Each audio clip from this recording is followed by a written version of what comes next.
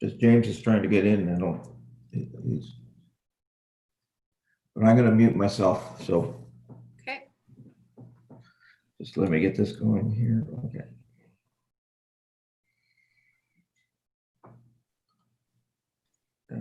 Okay, you are live on YouTube and recording. And Steve is okay. Okay. I just to be technical here, I don't see the recording button flashing at me, Grant. Maybe I canceled it. Oh, there we go. There we go. All right. So welcome everyone. It is 7:04 and we can call to order. Were there any additions or changes to the agenda this evening? Seeing and hearing none. With that, we'll move forward to declaration of conflict of interest or pecuniary interest. Seeing none again. Delegations, presentations, or petitions. Do not have any slated for this evening. Public question period. SAO Hood, I'll just let you confirm whether we've received anything. I have not. Okay, thank you. So with that, we can move on to adoption of the minutes. Item 6.1, the minutes of the October 14, 2020 council meeting. Any questions or comments on the minutes? Seeing none, hearing none. With that, we'll move to 6.2, the minutes of the October 20th, 2020 Public Works Committee meeting. Any questions or comments on this item? Again, seeing none. On to 6.3, minutes of the October 22nd, 2020 Administration Committee meeting. Any questions or comments on these minutes? Councillor Wood? I'd just like to get a comment from our Director of Protective Services on item 3.9 regarding the Animal Control Officer position / bylaw. All right, I'll ask Chief Hammond to offer comment.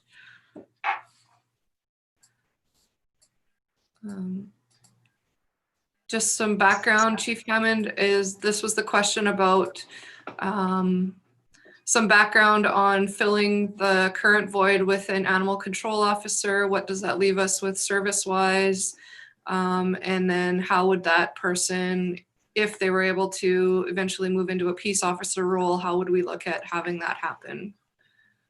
If I'm incorrect in any of those, please correct me for the councillors who were at the meeting, but.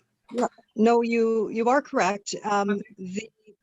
The idea behind this is that we would really want to provide an opportunity for local residents to be mentored and provided an opportunity to grow into this position. And we figured it would be best to start with an animal control officer and, an animal control, lack of a better way, it's not animal control, it would be a animal care custodian, and work the individual into a municipal enforcement role. In discussion with our existing peace officer, he too believes it's a good idea, and providing a program that would allow community involvement and community engagement in developing future peacekeeping within the community, as well as having a good connection to the community. That is our intent, and we believe if we can do this sooner than later, certainly, because we don't want to be left with one peace officer. However, we would like to take the time to grow somebody into the position rather than bringing somebody from the south who may not have the connection to the community that we would hope. Okay, thank you, Chief Hammond. Any follow-up, Councillor Wood? No, thank you, Chief. I appreciate the thought behind this, and I'm actually in favor of an animal control officer because, as was pointed out, probably 50% of the time a bylaw is chasing animals around town. So I think it's better use for our dollars. I like the idea of training somebody in that position to become a bylaw officer, but don't forget the problems we've had in the past. hiring a bylaw officer locally. The ones we've had that took the job after about a year resigned with the comment, I have to live here. So just keep that in mind. It's not knocking everybody. Maybe eventually we'll find somebody who is suited to do the job locally. Thank you. Certainly, that's something that we have considered, and this actually one of the brainstormed ideas that we had talked about is just recently it was in the Yukon. I can't just off the top of my head think about the place where it was community grown peace officers as well. And there was a CBAC article from one of our former RCMP officers in Inuvik who had talked about the need for community representation. And, in very brief discussions with him, there would be an opportunity for mentoring, engaging with the local community groups such as IRC or the Inuvik Native Band, involving, again, a more community grown involvement with our peace officers, not just our animal custodian, but also our existing peace officer as well, and creating more bridges to those communities, therefore getting more support from the community as well. Okay, thank you, Chief Hammond. Any further questions? Seeing none. Anything further on the minutes themselves? Again, seeing none. So with that, we can move on to the action items list. There have been some updates recently. And are there any questions or comments on the list itself? Councillor Wood? Just a comment on item 5, the redevelopment of Jim Cooey Park. The facility they just put up. As you know, I go on Facebook every now and then, once a week or whatever. I've never seen anything the town has done in the past receive so many positive comments. As a matter of fact, I saw no negative ones. So I'm quite amazed. Apparently the whole community thinks it's a great idea. I want to commend Jackie and her staff and our mayor for making this happen.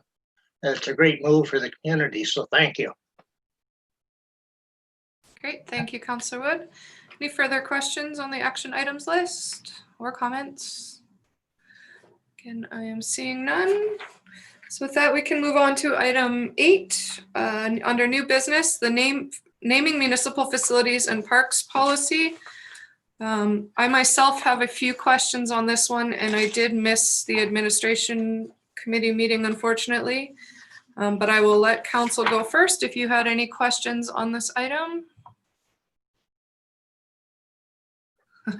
Okay, not seeing any.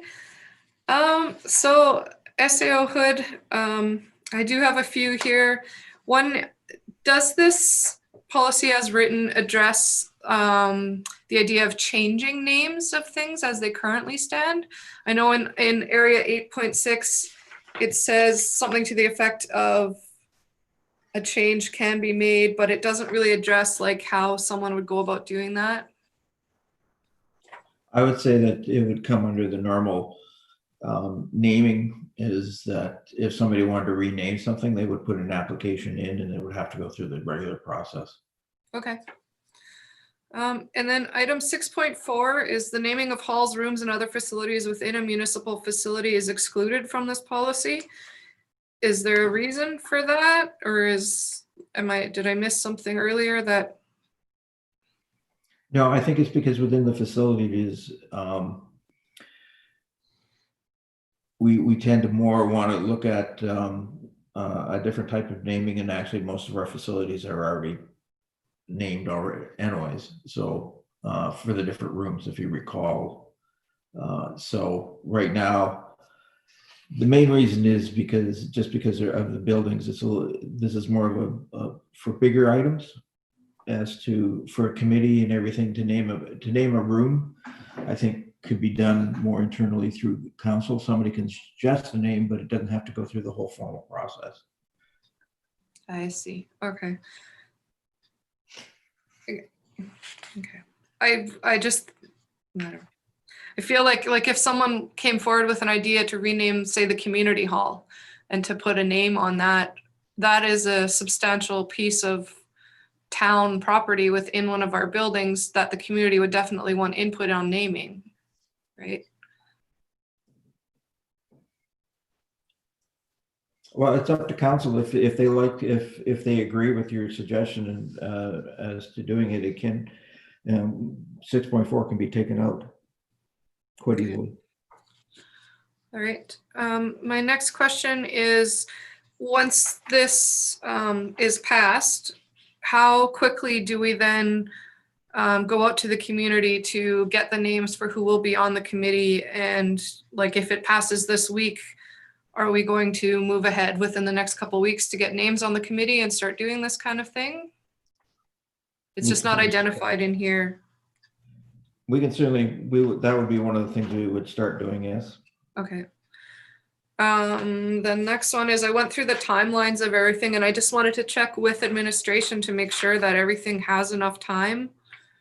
Like application within 10 days, SAO notifies departments, requests comments, another 20 days, the committee has to meet,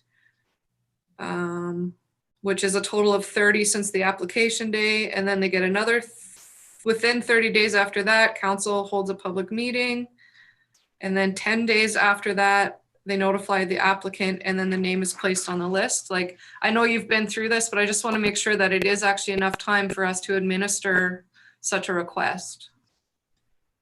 I would say that it gives us plenty of time, only because the longer you stretch it out, we tend to, sometimes it becomes harder, actually, if you have a longer time frame. And if, again, it's not coming up, it's just get the names on the list is what those time frames are and things like that. It's not necessarily actually physically naming something at that point in time. Okay, so that brings me to my next question, which is all the steps in section 8, which they say procedure for naming municipal facilities and parks is actually the procedure to get your name or to get a name on the list. What is then the procedure to actually name the facility or park? That would come to council. Okay, And the and so committee would council, recommend. Because council are the ones that end up, that are, have the ultimate decision-making as to what the name would be. okay. So should a section be put in here then that says that to actually name the facility or park or street is actually a council decision then, and the committee is only deciding which names are added to the list? I'm just a little lost here. Just bear with me for a second. Sorry. Back page. Or maybe, I don't, if council agrees, or if I'm asking questions Actually, that are outside of what if you you guys actually read thought. what the role of the committee is to recommend names Okay, for the list, not to make the decision. So then, it Yeah, says the role of the 2.1 council is to make identifies the decisions. town as the council is making the decision. okay, so then I think 8.0, the title needs to be changed because the procedure for naming municipal facilities and parks is incorrect.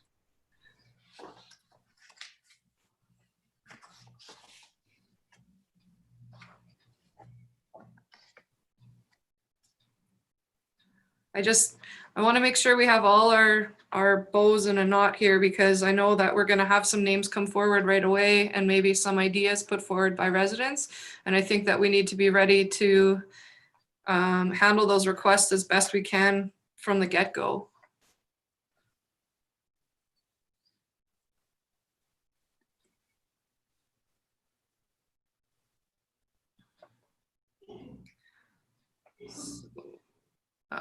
Were there any members of council who wanted to add to any of the questions that I asked, or have any?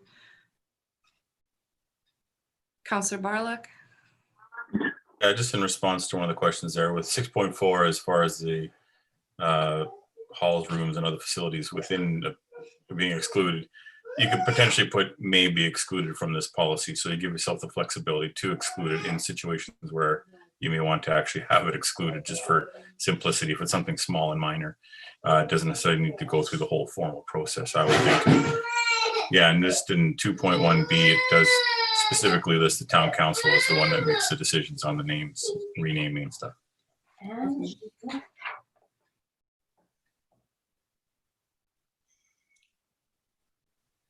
Okay, thank you for that. Sorry, Mayor Kulikowski, going back, I think 8.0 actually is the procedure to also change the name. That's the procedure you have to go through. Says anyone wishing to 8.1, anyone wishing to request a name to name a municipal facility or park must submit an application to me, to the SAO. And that would be, and then it is my responsibility to then gather together for the naming committee to get together. Okay. So maybe then all that needs to be added, and I could be wrong here, like 8.8 ends with the name will be placed on the names reserved list. Maybe 8.9 needs to be, and the request goes to council to name the building, or you know what I mean? Like the whole thing just ends with adding a name to the list. It doesn't actually go on to the function of naming the thing. Well, with council's indulgence, can you leave it with me, and we'll check into that for tomorrow and have it for Wednesday. Sure. Thank you. Council, you okay with that? I see nodding heads. All right. Thank you for allowing me to ask those questions. So if there's nothing further on that item, I will move to 8.2, which is the appointment of auditor for fiscal years 2020, 21, and 22. Are there any questions or comments on this item? I am seeing none. All right, thank you. With that, we'll move to 9.1. The town of Inuvik. Oh, sorry. No, I'm good, sorry. The town of Inuvik annual borrowing bylaw for the corporate credit card. This is an annual bylaw that we need to pass in order to allow for our corporate credit card and spending limits for the year. Any questions or comments on the item? Seeing none. And on to 9.2, the bylaw for the municipal line of credit. Same thing. This is an annual bylaw that has to pass through council to allow for the spending amounts in the year. Questions or comments? Seeing none. On to department head reports. 10.1, the financial report. Are there any questions, comments, or Grant, do you have any presentation to go with the report? Or James, I guess, now that we have. No, we have nothing. It's self-explanatory, I believe. And any comments are in the administration committee meeting minutes. Okay. Any further questions from council then? Seeing none, thank you. On to 10.2, the capital projects report. Councillor Wood. Just a correction, I believe. If you go down the report, the project, homeless shelter roof, the comments, warming shelter roof completed. I believe it's a warming shelter roof. I did see people on top of it replacing the roof, so maybe that should be changed. Well, yeah, at the beginning of the year, we were going to replace the homeless shelter roof.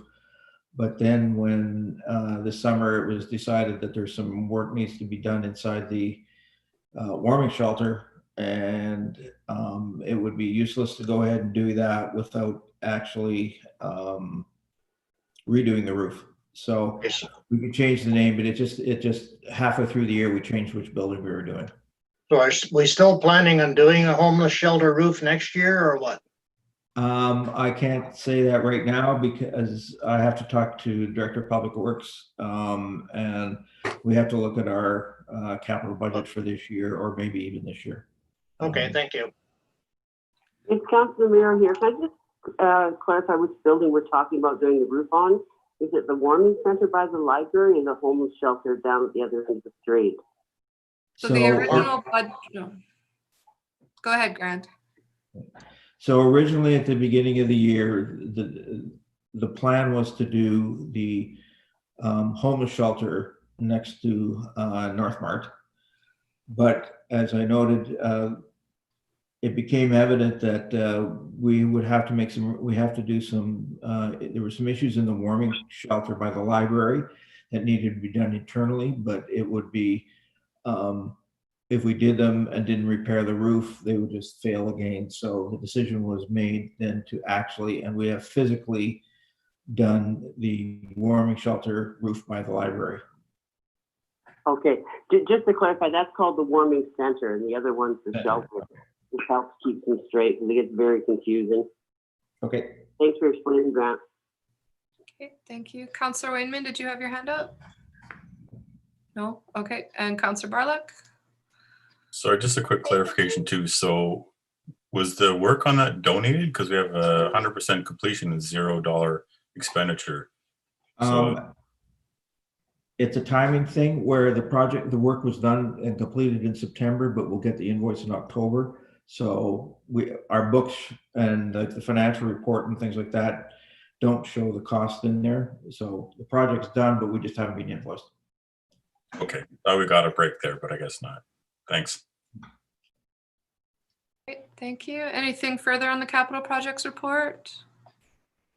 Seeing none. All right, with that, we can move on to information items. We do have a couple items from Aurora Research this month. Nice to see that they're getting some researchers back in action. And then next up, we have council concerns. Are there any this evening? Councillor Barlock? Yeah, I just wanted to bring up, just with respect to the Boot Lake Trail, I can't remember if we brought this up before or not, but the small bridge on the boardwalk side has a very steep incline on it, and it's actually very slippery right now this time of year. And myself and others have had to basically pull yourself up by the rail because you can't actually walk up the boards. We may want to consider putting some slats across just for people to be able to get some traction on that, or some grip strips or something on there, because it's an accident waiting to happen for people coming, especially if they're going on the downslope side. There's just no way to stop yourself, and due to the steepness of the incline, I think it's pretty dangerous. We're gonna have a few people taking some spills. So I don't know if we can do something right now with respect to it being winter and all, but I think we need to put something on there just to prevent accidents from happening, people slipping and falling. It's a definite hazard. Yeah. Thank you. Anything further under council concerns? I am seeing none. We do not have any in camera tonight, so we can adjourn. We'll be back 7 o'clock Wednesday night. Thank you, everybody. Thank you. Thank you.